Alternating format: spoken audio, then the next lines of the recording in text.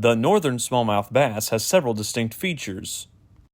It gets its name from the fact that its upper jaw doesn't extend past the rear of its eye when closed. Some specimens may exhibit red eyes and several dark bars on its cheeks. A shallow notch is present between its spiny and soft parts of its dorsal fin. Its sides may either be plain or have multiple faint vertical bars. And the coloration on this slender-bodied fish may vary from olive brown to bronze. As a side note, the smallmouth bass has several identical-looking relatives, such as the Neosho bass. In these cases, regional distribution and genetic testing are the best ways to distinguish between these species.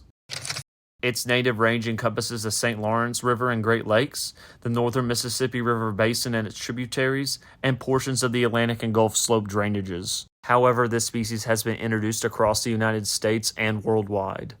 If you want to see more content like this, hit that subscribe button and check out the related playlist and videos in the description. Tight lines, everyone.